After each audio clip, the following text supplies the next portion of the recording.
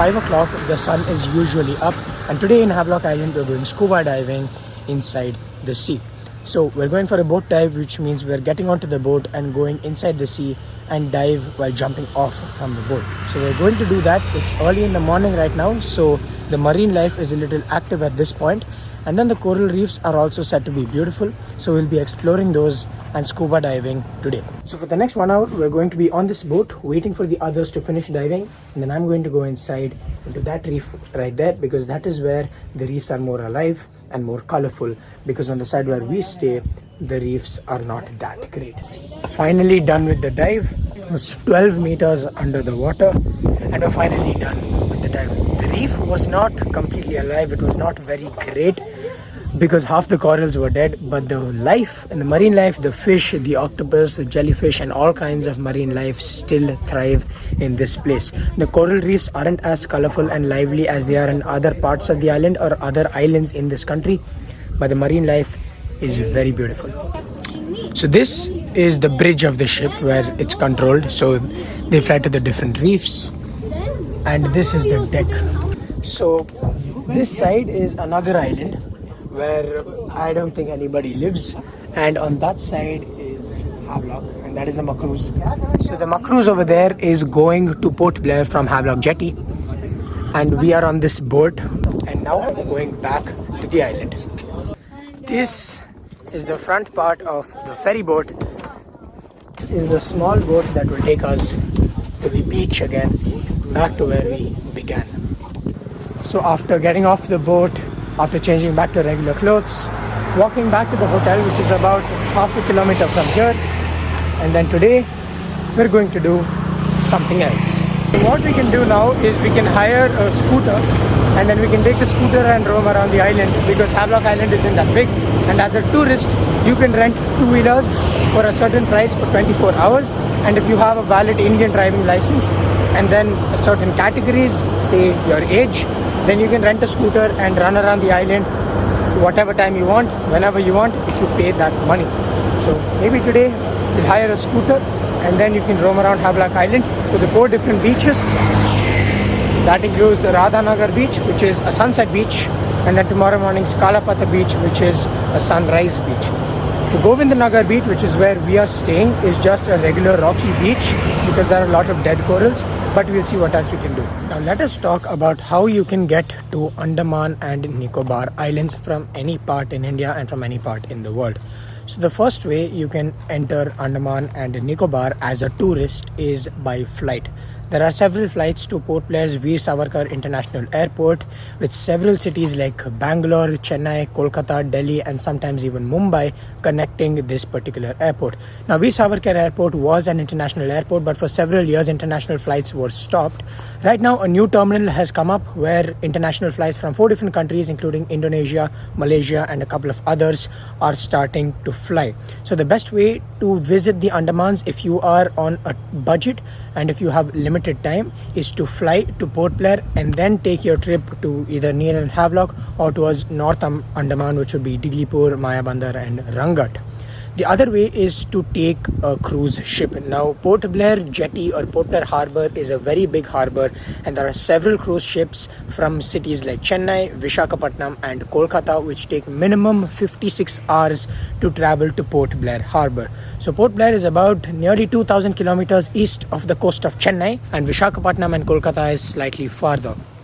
The flight time from Chennai or Kolkata is around 2.5 hours to 3 hours, and there are several flights from Bangalore also, which is very well connected to other international destinations. So if you are coming from an international destination anywhere in Europe or North America, then you need to fly to one of these large international airports and then fly from there to Port Blair. So we're going on the scooter. The scooter that we rented is a blue Activa, and we're going to Elephant Beach right now. So there are 2 ways of going to Elephant Beach. The first is you take a boat and you go along the coast in the boat and then dock at the Elephant Beach. The second and most preferred way by people is to go by road. To go by road, you need to go to a certain point by any vehicle, either a rented two-wheeler, a local bus or a hired taxi, and then you need to trek or walk through or on top of a mountain for another 1 kilometer and then you will reach the Elephant Beach. The Elephant Beach is the main beach in Havelock where a lot of activities like jet skiing and banana boat rides, scuba diving and snorkeling take place. And so a lot of people visit this beach. It closes at 3 p.m. and every time this beach is open, it is always crowded. So most people prefer trekking, but those who cannot do it choose a boat and they will go along the coast and dock at Elephant Beach. So this Elephant Beach is called Elephant Beach because of a reason. A few years ago, there were 8 elephants on Havelock Island, which were brought from the mainland to cut trees to make plywood and other materials. And out of these elephants, 7 of them were transferred to other islands and only 1 stays here. Apart from that, during the trek, you'll be traveling through a dense forest full of snakes and different types of lizards and reptiles, but there's only 1 elephant in this entire forest, which sometimes is also seen beside the roads. It's best to wear shoes and it's best to go if you can walk for long distances without getting tired. This is the plywood tree that the elephants were brought to cut down. It's called Garjan. But the elephants are now out of the island. There's only 1, but they were brought to bring those trees down so that they could make a plywood. But there are very few of those trees remaining. This is the reserve forest which you have to trek through to go to Elephant Beach through that path. It's about little over a kilometer from here. Interesting thing is this trail inside the reserve forest was made by the elephants brought here. So the elephants brought here made a trail, basically making it easier to reach Elephant Beach by road. And they also made a separate trail which was behind us. And that trail helps you get to Havelock Jetty from here. So people living in this area, if they want to go to Havelock Jetty, they take that diversion. And for 8 kilometers in that trail only, you'll reach Havelock Jetty and the Havelock Island Lighthouse. The way we are going, we're going to reach Elephant Beach, which is on the other side of the Havelock Jetty. And we're going to walk on the track that was made by the elephants a few years ago. So this is the entrance to Elephant Beach. Where we are right now, because it is early afternoon, late morning around 12 o'clock, 12:30. It's low tide currently and so there is no water. But usually when there is high tide, the water comes all the way there. And this area is just full of water. People can still swim because it doesn't get very deep. But it's all mangroves. That entire area and this entire area is filled with water during the high tide time. So basically it's a mangrove forest and then further up ahead is the Elephant Beach, which is the main reason why this beach closes late in the afternoon at around 3 o'clock. It opens at 8 in the morning and closes at 3 because that is the time when the low tide starts. And then later on in the evening at around 4:35 o'clock the high tide comes in. And so this entire area is filled with water. So a lot of people can go, but they're not supposed to be at the beach at that time.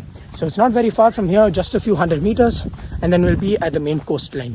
As a matter of fact, most of these trees on this side behind me are destroyed as a result of the tsunami that took place a few years ago in Andaman and Nicobar. So when the tsunami took place in this group of islands, this entire area suffered the worst. All these trees that were destroyed are still gone. They haven't been removed and they will not be removed. They will remain as it is. 1, to conserve the environment. Number 2, to show people what destruction the tsunami caused to this particular beach. So the trees, the wood, etc. is just left over here. But during the high tide, these small logs on the floor, they get submerged in the water. And during the low tide time, like right now, they're visible. So the water doesn't reach great heights. It's pretty low. But when it is low tide, that is when you see how badly destroyed this is because of the tsunami that took place about 15-20 years ago. After 2.5 hours of staying on Elephant Beach, snorkeling and swimming, we're heading back on the trail, trek back to where we started from, and then get back on the scooters and go for lunch.